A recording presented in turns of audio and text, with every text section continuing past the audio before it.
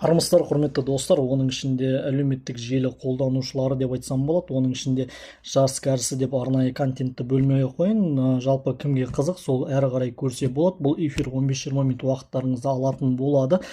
Есімім Сағындық. Жалпы Қызылорда қаласында заң саласында қызмет атқарамын. Бүгінгі таңда бізде Қызылорда қаласындағы мектепке дейінгі білім беретін ошақтары, яғни жалпақ тілмен айтқанда садик деп айтсақ болады, садиктердің өкілдері бізге жүгінген болатындығын заң көмегіне.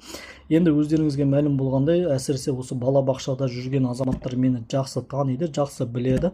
Енді қарап отыратын болсақ, сол кісілердің садиктердің тоқтатылу себептерін айқындау барысында, зерделеу барысында қандай жайттарға біз куә болдық. Бұл жайттар жайында Қызылорда қаласындағы кез келген құзырлы органдар, яғни аттарын аттап түстерін түстемей қойын, сол кісілердің барлығы хабардар. Дей тұрғанмен, бірақ бұл құзырлы органдардан бөлек бізде қалалық білім бөлімінің қызметкерлерін жасаған әрекеттерінен болған заң бұзушылықтарды біз облыстық білім басқармасының өкілдеріне де жеткіздік, басқарма басшысына да, басқарма басшысының замына да. Бірақ бұл онымен ғана шектелмей, біз министрлікке де бұл мәліметтерді жеткіздік. Бұл яғни тікелей Майра Тұрғанбекқызы дейді ғой, вице-министр, сол кісінің де тікелей қабылдауында, тікелей сол кісіге қарасты департамент мектепке дейінгі балаларды жалпы садиктермен жұмыс жасайтын департаменттің басшысы Манара Адамова ханымның да тікелей қабылдауында болып, сол кісілерден тікелей Қызылорда облысына осы 10 қазанға дейін тапсырмалар алып келген болатынымыз хаттамалық негізде. Алайда дей тұрғанмен, біздегі Қызылордадағы болып жатқан кейбір заңсыз әрекеттердің барлығын біздегі азаматтар білсе де, бірақ сол заңсыздықты шешілуге бүгінгі таңда ешқандай өкілдіктер мұрындық болып отқан жоқ. Енді қараңыздар, желдің тұру бағыты қайдан туындады, осы нәрсеге шолу жасайтын боламыз.